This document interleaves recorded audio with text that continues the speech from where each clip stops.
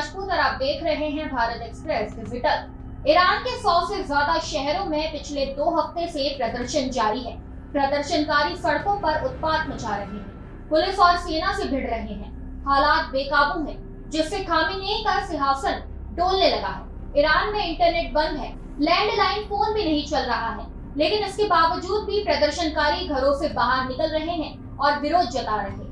Khamenei पर घर के साथ साथ बाहर से भी संकट मंडरा रहा है। इस बीच अमेरिका के राष्ट्रपति डोनाल्ड ट्रंप ने ईरान पर हमले की धमकी दे दी है। इसके जवाब में ईरान के सुप्रीम लीडर खामेनेई ने कहा कि अमेरिका को मिट्टी में मिला देंगे, जिससे हालात और ज्यादा बिगड़ने का अनुमान है। जानकारी के मुताबिक 5 लाख से ज्यादा प्रदर्शनकारी सड़कों पर हैं। 250 लोगों की मौत हो चुकी है। ईरान में प्रदर्शन की आग 30 प्रांत में फैल चुकी है। करीब 110 शहर खामेनेई शासन के खिलाफ हिंसा की आग में जल रहे हैं। गुस्साई भीड़ ने करीब 10 सरकारी इमारतों को आग के हवाले कर दिया है।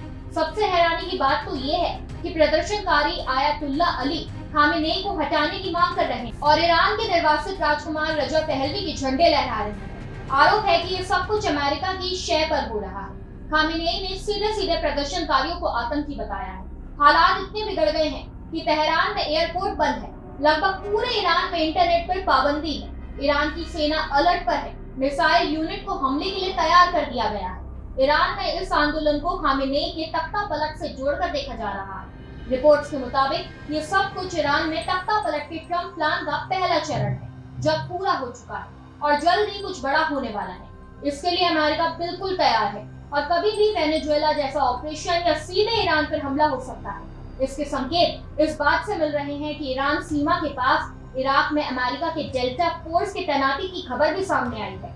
ये वही जवान हैं जिन्होंने वेनेजुएला में मादुरो का अपहरण किया था।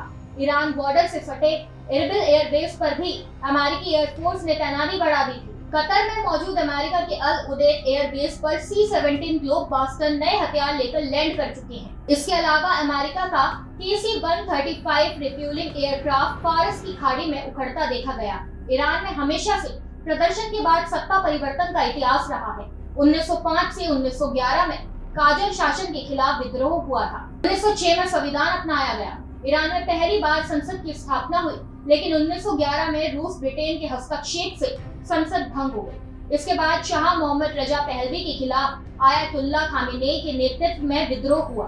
पहलवी शासन का पतन हुआ और इस्लामिक गणराज्य की स्थापना हुई। आयतुल्ला अली खामेनेई ईरान में सर्वोच्च नेता है, लेकिन 1989 से लगातार सत्ता पर मजबूत पकड़ बनाए रखने वाले इस बुजुर्ग नेता के सितारे गर्दिश में नजर आ रहे हैं। जैसे देश में 47 साल पहले इस्लामिक क्रांति हुई, वो देश इस बार जन क्रांति की मोड़ पर खड़ा है। इस बीच दावा किया जा रहा है कि अमेरिका बहुत जल्द खामेनेई का अपहरण कर तख्ता पलट कर सकता है, जिसके संकेत मस्क ने भी दे दिए हैं। मस्क ने एक्स प्लेटफॉर्म ईरान के आधिकारिक झंडे में बदलाव किया है। झंडे में शेर और सूरज को शामिल किया गया है। उधर आंदोलन और अमेरिका हमले की आशंका को देखते हुए ईरान के supreme leader ayatollah Ali Khamenei safe house में चले गए हैं। मतलब साफ है, आने वाले घंटे ईरान पर बहुत भारी हैं और कुछ बड़ा होने वाला है। इस खबर पर आपकी क्या राय है, हमें कमेंट में जरूर बताएं। फिलहाल इस खबर में बस इतना ही। ऐसी ही तमाम खबरों को जानने के लिए देखते रहिए भारत एक्सप्रेस डिजिटल।